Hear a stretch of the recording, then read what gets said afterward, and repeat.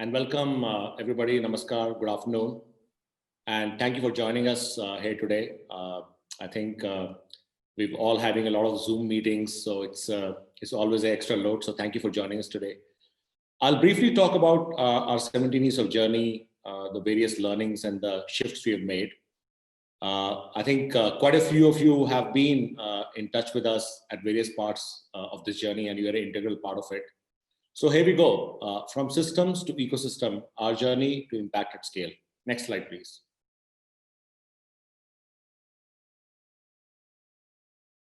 I think it's not a overstatement to say urban India underpins India's dreams and aspirations. Its importance is only going to grow. Today, we are about 32 crore in urban India, and that's going to grow to about 80 crore in next 30 years. 70% of our GDP is going to come from urban India.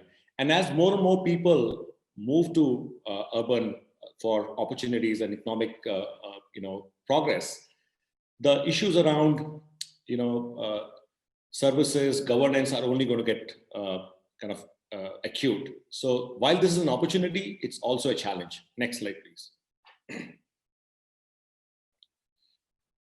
So when you look at, and these are some very fun, basic numbers, it's a large and a complex problem.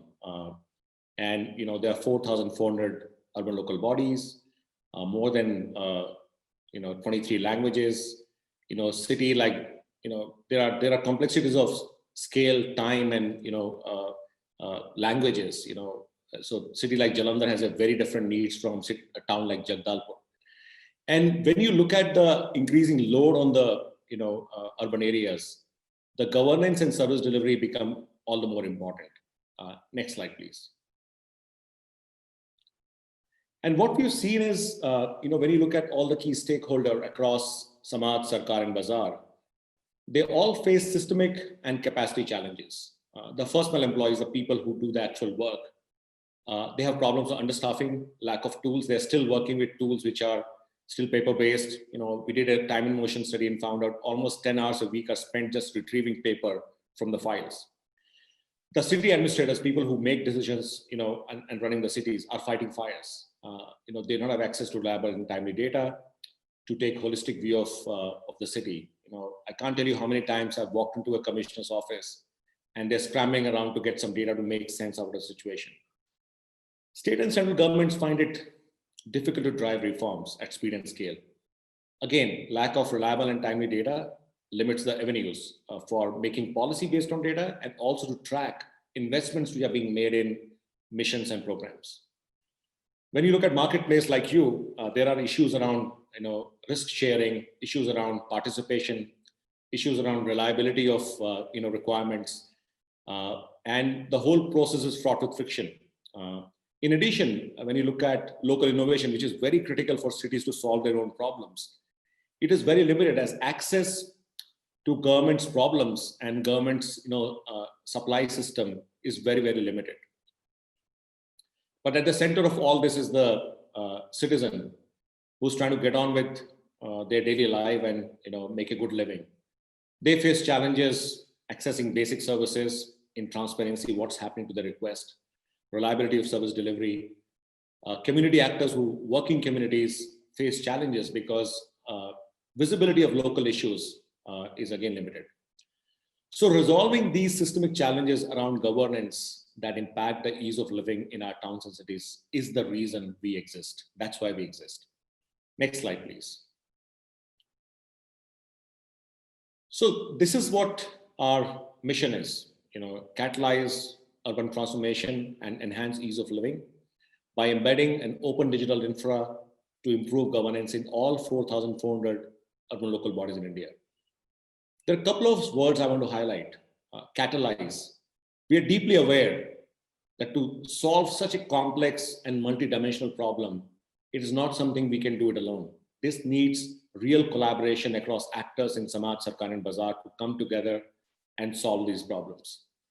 It also means that as a mission, our focus is on distributing the ability to solve rather than trying to solve everything ourselves.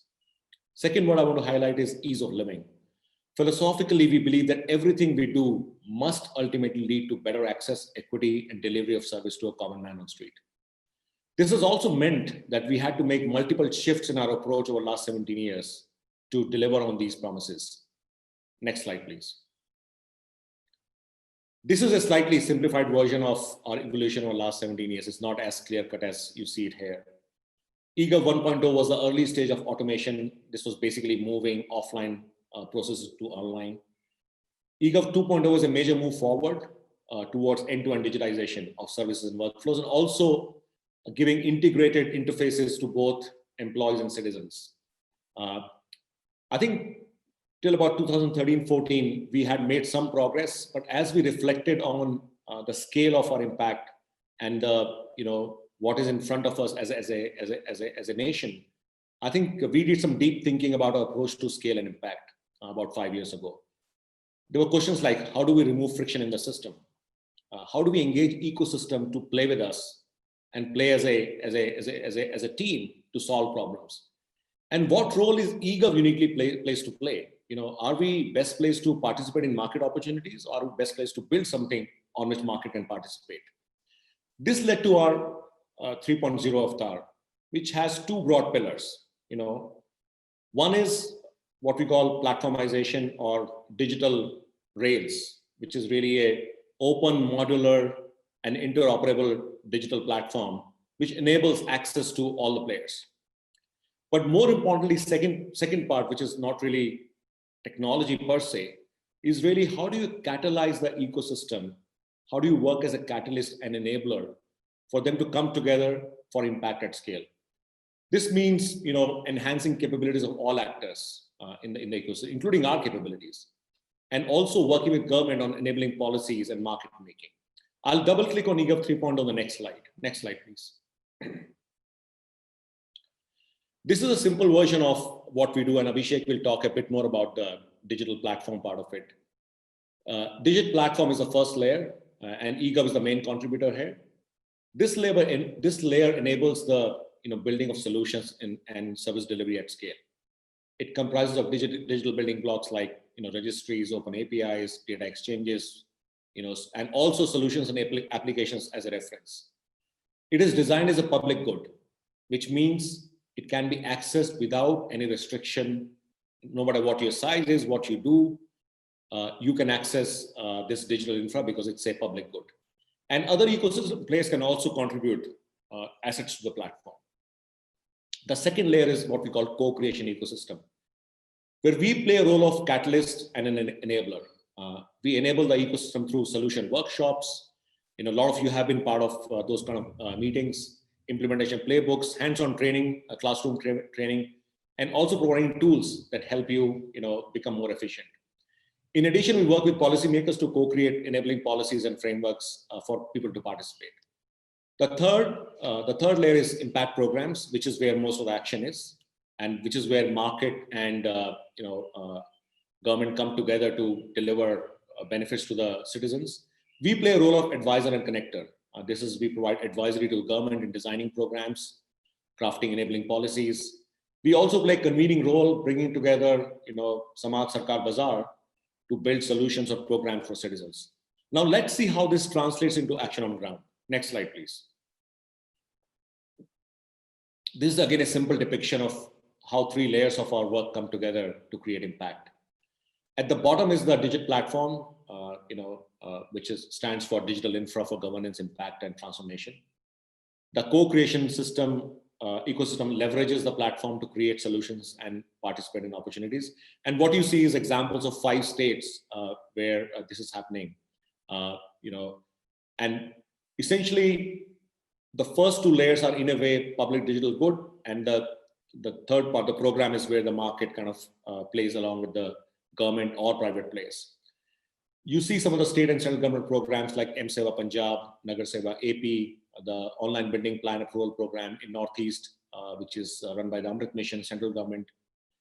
These programs deliver applications and channels and benefits to the citizens and the government employees.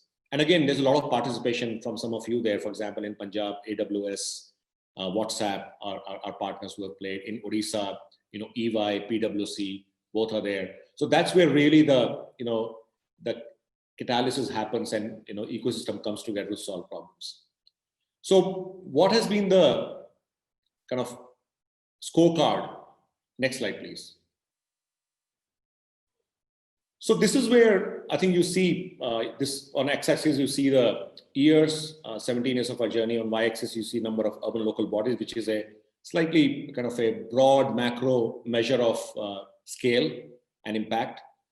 And you can see in the first phase of our journey, eGov 1.0 and 2.0, scaling was very difficult. We kept doing things, but it took us years to do one city or one state. Like Chennai, we have a wonderful system for last 11 years, but it took us 2 to 3 years to do it.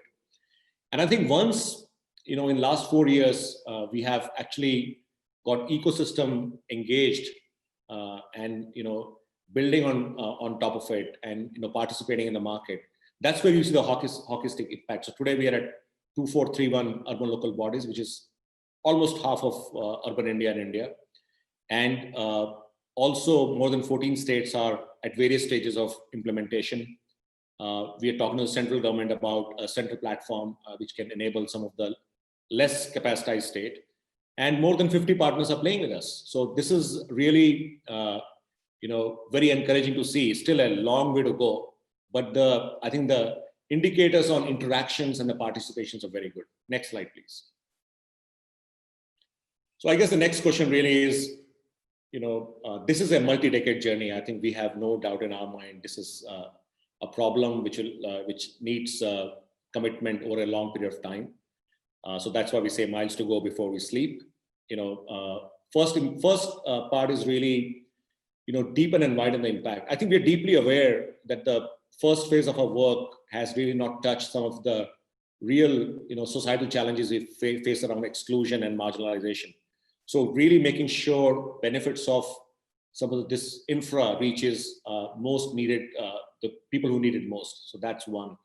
Second is extending Digit beyond, urban service delivery. I think given the nature of the platform, Abhishek will talk to it later on, we believe a lot of governance problems that exist in other domains like rural or agriculture or public finance management can be addressed through this kind of approach.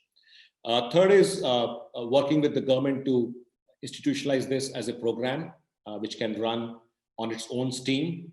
So that's the work we're doing with the Ministry of Urban Affairs. And finally,